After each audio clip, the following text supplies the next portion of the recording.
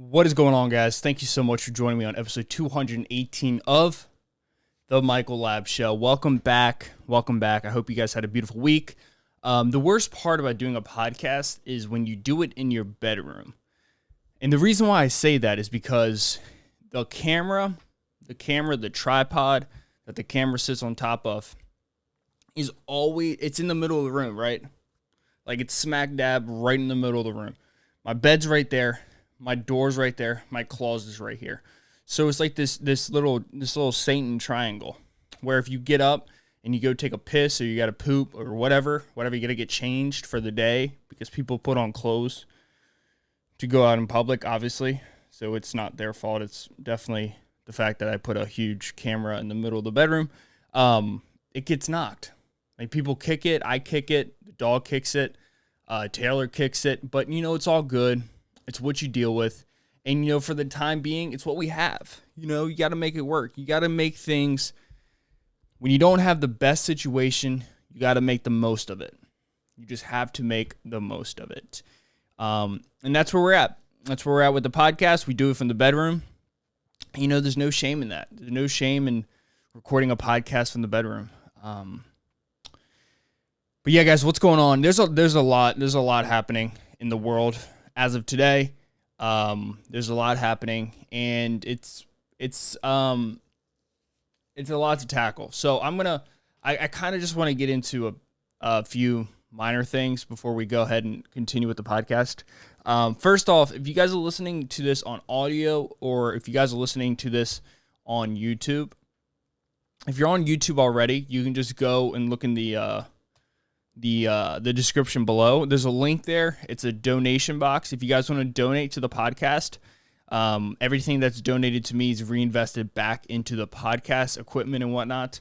Hopefully a studio one day. All that is reinvested back into the business, into the podcast.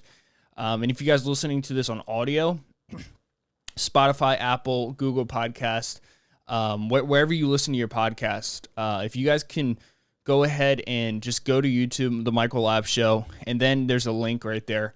In any video you click, just hit that link and you can donate if you want to. Otherwise, if you don't want to donate, that's totally fine. I won't, I don't, it's fine. Like, I totally understand. Especially now with, COVID going on and, money's tight for some people. But yeah, that's that. What else is going on? Obviously, we can talk about the Afghanistan thing. I don't want to get too much into it because I don't know too much about it. I know people who fought in the war, and I don't want to say anything that is insensitive to those people, and especially at a time like now. Like I don't know too much. I don't know too much about it, but it is weird. It is strange to see how. It is strange to see just if you do something for a while, if it becomes your identity, and then after you leave it, it just falls apart. It's got to be soul crushing, and to watch Afghanistan just completely fall under this regime of Taliban, these killers, these rapists, these evil Satanist human beings, just see it collapse in 3 days it's very disheartening. And it's something that I've been watching so much BBC on it, so much news on it, and it feels like a dream almost. Since 2001 we've been at war with this country, and then in 3 days it completely collapses. And I think the thing that is bothering me the most about it is when I get on social media, and the times that I do, I try to stay off of Twitter. I actually deleted Twitter for about a week, and I ended up, I made an account just for Dogecoin so I could keep track of Dogecoin, which, by the way, is finally going back off. This is why you don't sell your Doge. If you believe in the Doge, you keep the Doge. You keep the Doge forever. But I've been watching it all weekend, and it's sad to see how social media has taken how if you watch social media, you see hashtag Biden's fault or Biden's war or Biden's whatever, and then you see hashtag Trump's war, Trump's like Trump this, like it's getting to the point now where people are so polarized that even when there is a regime like the Taliban that is going into a city and is going to rape and murder and pillage an entire city, the Kabul, Afghanistan, the capital of the country, when you have these poor people who have for 20 years have finally been able to prosper in some type of normal world where they're not worried about their daughters getting raped, they're not worried about the wife getting raped and killed, where they're not where they can get an education, where they can actually look for a job, and then you have the whole system completely fall apart, and then you see America just sit on the sidelines and they're on Twitter complaining, yelling at each other. Like, look, I'm not the biggest fan of Biden. I'm not the biggest fan of Trump. I've never been the fan. I didn't vote for either one of them. I voted for Joe Jurgensen. And to see people just hop on Twitter while the city is completely falling apart, like you can see these videos of people just taking planes out. You can see the airport is completely overrun, and people are already doing this thing where they're open formal safety probe into Tesla autopilot. That's not good for Tesla. I don't understand why. I don't understand. I'm about to rage out on this. Let me look up Tesla real quick. Yeah, this is complete nonsense. Like, okay, here we go. Hold on, Afghanistan. We got to get into this. So I'm a huge fan of Elon Musk. I love Elon Musk. I love his cars. I think what he does is absolutely amazing. And I have a quote from him right behind me. It says, "The starting company is like eating glass and staring into the abyss. If you feel like you're up for that, then start a company."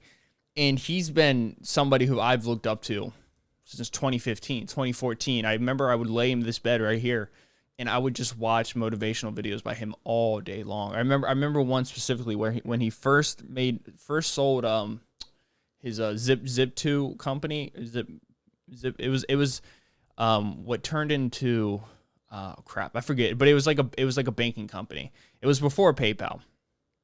Maybe this was after. Anyways, this is a video of him out in the street unloading a car. It was a really nice car, like a sports car, and this was before he started Tesla. And this is something that it drives me crazy. Why we can't. Oh man, there is this thing in this country where we cannot accept people, even for what they do, for what they make. Like, people hate Jeff Bezos.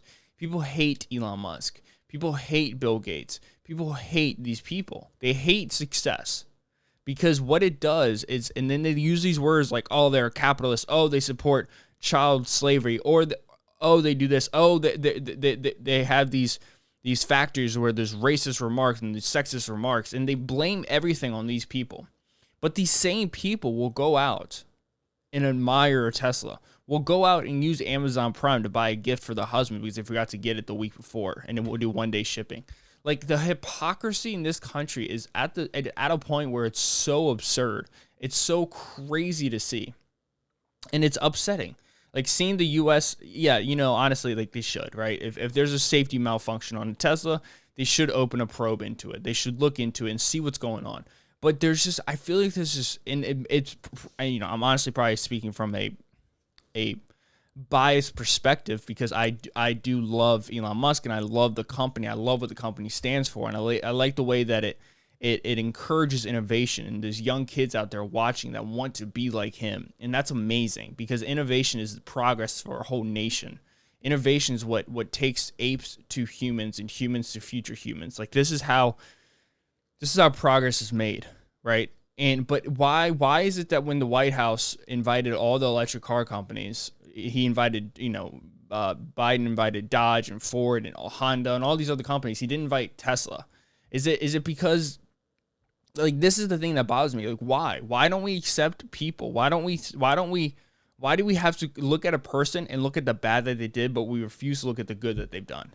And it's embarrassing. And it's embarrassing with this whole Afghanistan thing, where if you look at the United States of America and you go on Twitter, and I know it's just Twitter, and I know Twitter's not a realistic, not a realistic Dr. Plies on bogus COVID claims, and it's not a real depiction of the United States or of the country, but it is real. Like, it is real in the sense that it's happening, and you just see a split. Like, you see people blaming each other for this. Like, why can't we just realize that this is a humanitarian crisis and that this country's falling apart and kids are being killed and murdered on the streets.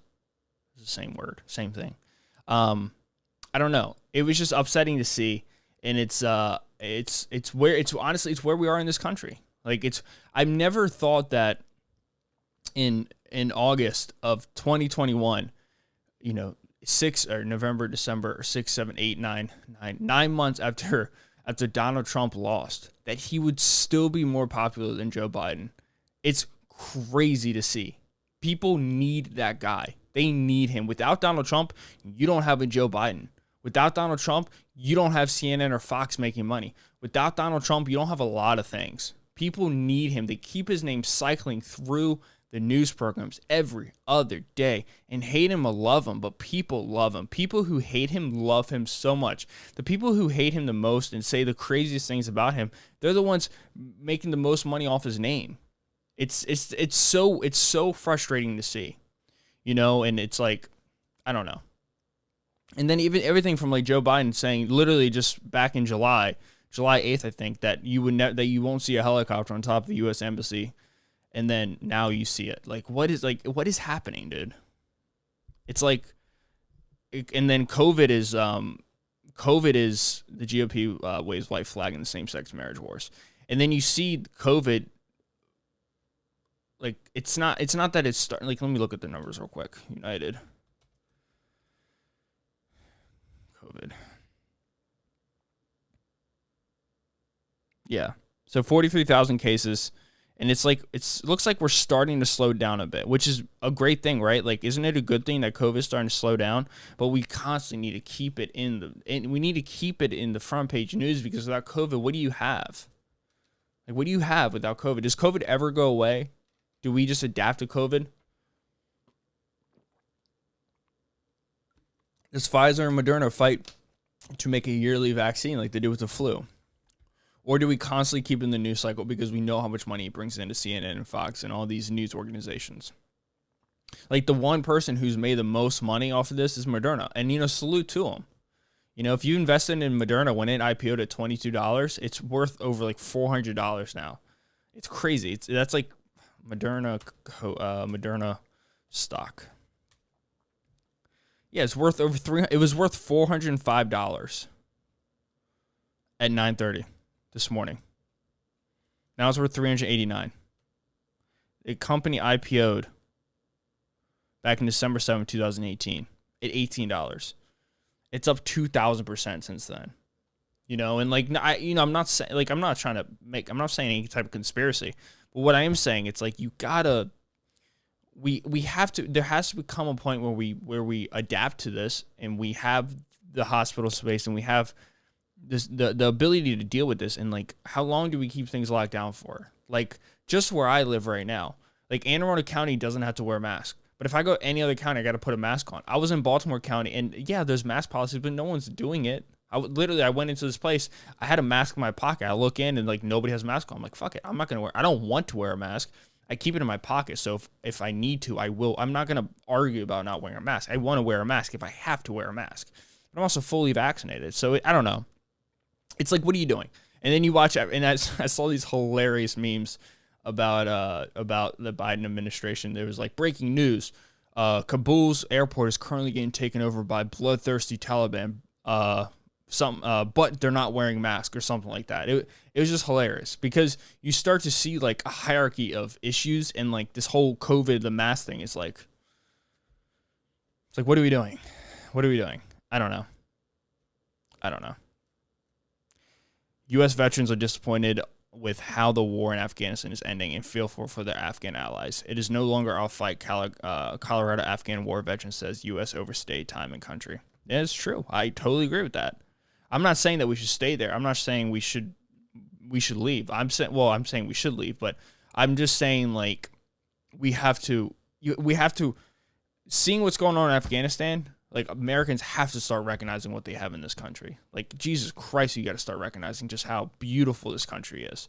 And it's fucked up. Don't get me wrong. Like, I shouldn't be cussing on YouTube. It is messed up, right? It is wrong. Miss Pat brought up a good point. Miss Pat's a comedian. She's a hilarious comedian. She's honestly, I think she's one of the best comedians out there.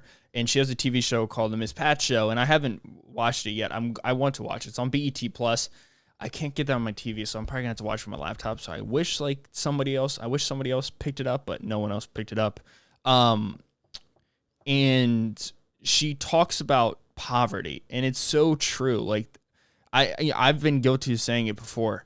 There's black poverty and there's white poverty, and it's not the same. I've said before, it's like, hey man, it's like similar, but it's not. It's completely not. It's completely different. She brought up a really good point about like shootings and stuff. She was like, imagine if it wasn't George Floyd and you took George Floyd out of the situation, you put your white kid there, you would feel completely different about it. And it's true. It's like we need more empathy in this country. Like at Towson University just implemented the mask policy. That's fine, right? Am I excited to wear a mask at Towson? No. Why would I don't want to wear a mask. I don't want to wear a mask. I'll do it and I won't complain. I won't roll my eyes and I won't say anything that's completely absurd. I'll just put on the mask.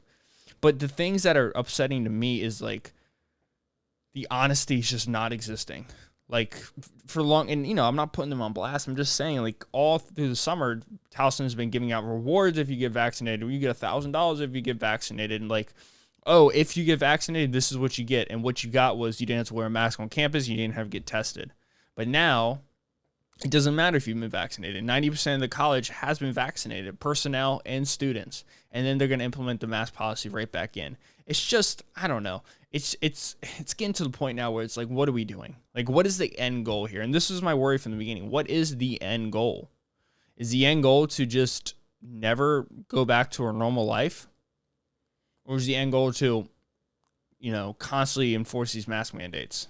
I brought up this to one of my friends, and he brought up a really good point, and something I keep replaying in my head. It's he started talking about 9/11. How after 9/11, for years after 9/11, 5 years, 2, 3, 4, 5 years, depending on who you were and where you were, who you are and where you were, people had a fear of brown people. People were scared of anybody in a burqa. People were scared of Middle Eastern descent. And is it wrong? Yes. Is it understandable? I think so. But is it right? No. But eventually, the majority of the country developed no bias towards them. They were just everyday people. But there was a while there where people were scared. And they were scared because the images they saw were Taliban, people from the Middle East, terrorists throwing a bomb into a city, into New York City. And you can understand why they were fearful. You can understand why they were fearful. But with time, it healed. The propaganda in this country wasn't the best. It was that these people were evil. But with time, it healed. And as much as this COVID thing is exhausting, I think honestly, most of it has to do with it's my fault. Within the past 2 years, I've become a lot more immersed in the world of politics, in the world of COVID, and just everyday society. I've tried to keep myself educated as much as possible up on everything. I try my hardest, and I think I do a really good job of seeing both sides. And although I do disagree with one side, and although I do disagree with the other side, I do think I try my best. And sometimes I'm wrong, and sometimes I get it wrong. But I like to think that I balance out both sides of the aisles. And I think because of that, because I'm immersed in it, it seems a lot more intense to me. I think with time, this will heal. I think with time, there's going to be people who wear masks and those who don't. I think with time, you're going to get a seasonal vaccine. I think with time, all this is going to be better. But until then, it's not. And until then, we're going to have issues. And is it frustrating to me that a year after Biden's in office, Afghanistan is completely falling apart? I think so. I'm not sure. I don't know why. I'm not in the White House. I'm not in the CIA. I don't know, but I don't know what's going on, and it's honestly scary. It's honestly a little scary. So I don't know. That's just my opinion on that. Recall DeSantis petition hits 35,000 target as Delta variant devastates Florida. I saw what's his face is Family grieves after girl, 7 killed, 6-year-old sister hospitalized in Northwest. I don't know how they're managing to do this. Dallas ISD to keep mask mandate in place despite Texas Supreme Court sides with governor and temporarily blocks mask mandate. I don't know how they're doing this. They're pulling this off. The Texas Supreme Court sided with Governor Abbott on Sunday in a ruling that temporarily blocks mask mandate recently. I see. Okay, this is my issue too with this. It's like I don't know why. Well, no, actually, I'm not gonna go into that. I do know why. I don't want to get into that. Don't want to get into that.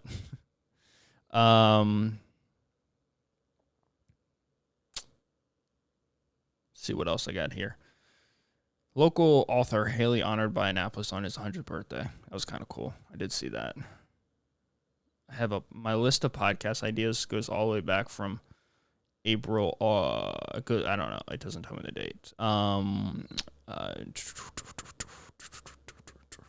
Yeah. I basically just wrote here about a lot of things about Afghanistan, and there's a lot of crazy photos. If you see like these photos of Afghanistan, there's a reason why people don't want to be there.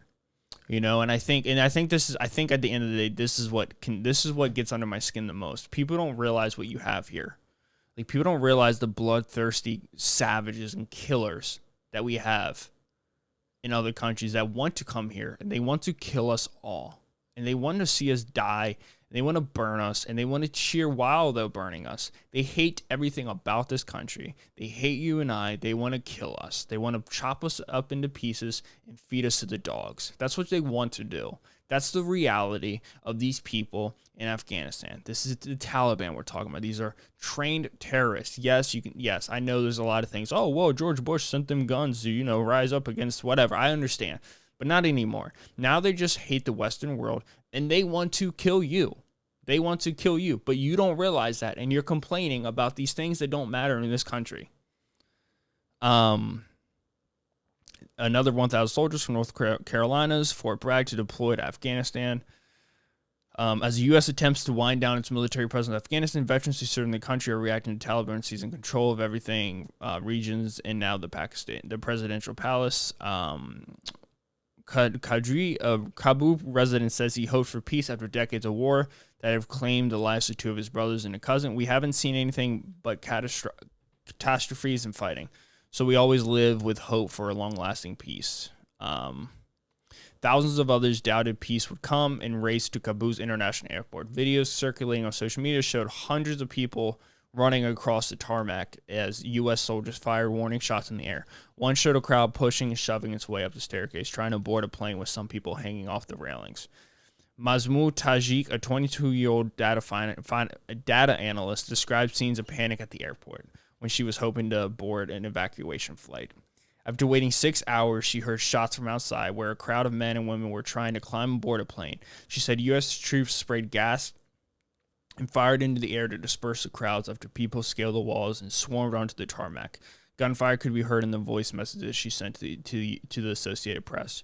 The U.S. embassy has been evacuated and the American flag lowered, and with diplomats relocating to the airport to aid with evacuation. Other Western countries have also closed their missions and are flying out staffed and nationals. By morning, Afghanistan's Civil Aviation Authority issued an advisory saying the civilian side of the airport has been closed until further notice that the military controlled airspace. The speed of the Taliban offensive through the country appears to have stunned U.S. officials. Just days before the insurgents entered Kabul with little, if no resistance, a U.S. military assessment predicted it could take a month for the capital to fall. Months. And just completely fell like that. Literally over the weekend. I started watching on Friday. And by the time the end of the week came, or by the time Monday came, so today as I'm recording this, Tuesday for you guys, it was completely gone. Like, it's completely under. As the U.S. lost focus on Afghanistan during the Iraq War, the Taliban eventually regrouped. The militants captured much of the Afghan countryside in recent years and swept into cities. The U.S. Forces prepared to withdraw ahead of the August 31st deadline. The rout threatened to erase 20 years of Western efforts to remake Afghanistan that saw more than 3,500 U.S. troops and allies killed, as well as tens of thousands of Afghans. The initial invasion drove the Taliban from power and scattered al-Qaeda, which had planned the 9/11 attacks while being sheltered in Afghanistan. Many had hoped the Western-backed Afghan government would usher in a new era of peace and respect for human rights. Under the Taliban, which ruled in accordance with a harsh interpretation of Islamic law, women were largely confined to their homes, and suspected criminals faced amputation or public execution. The insurgents have sought to project greater moderation in recent years, but many Afghans remain skeptical. The Taliban is seeking to shape the narrative that the accession to power is legitimate, a message for both inside Afghanistan and beyond its border. The Texas-based private intelligence firm Stratfor wrote. What is Stratfor? Stratfor.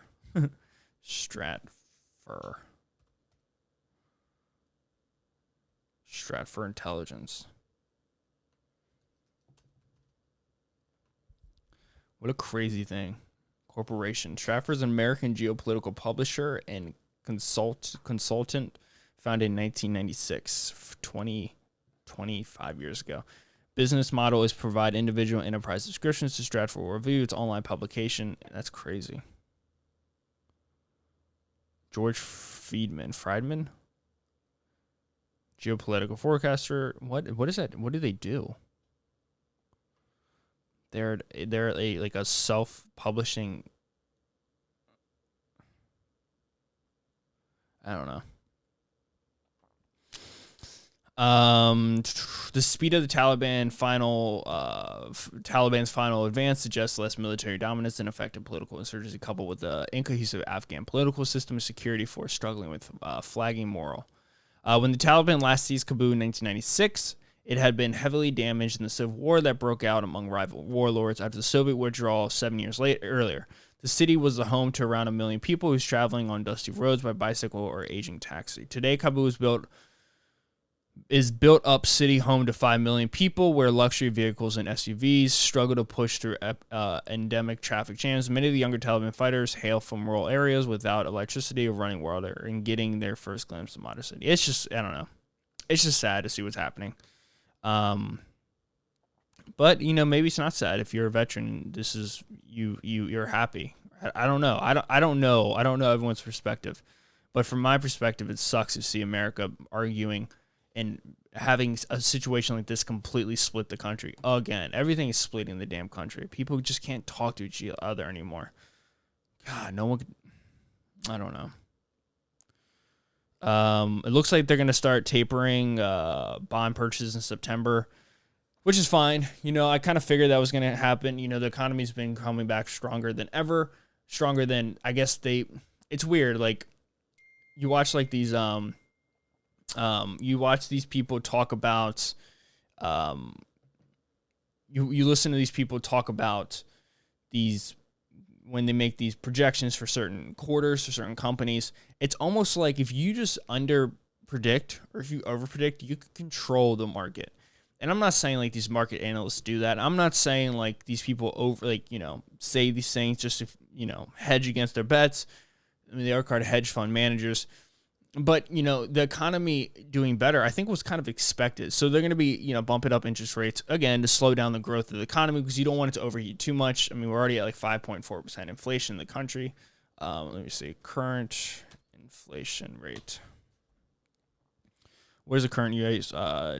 April 16th, the Federal Market Committee in the latest meeting on 17th, inflation rate in the United States will average 2.4%. That doesn't help me at all.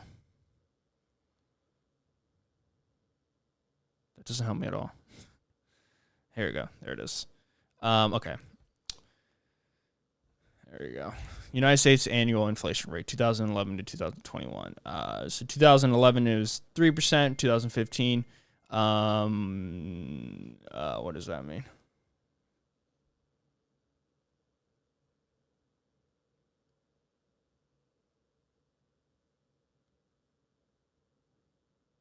Oh, she's the best. I want to absolutely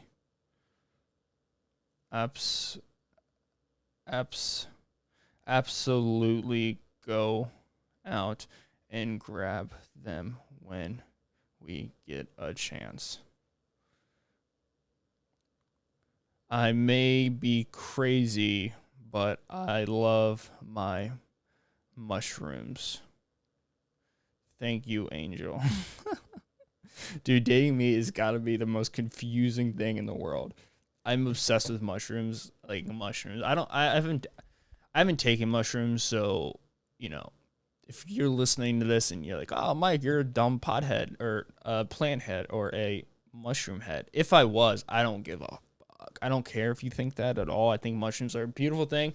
I think drug use is something that we have completely changed.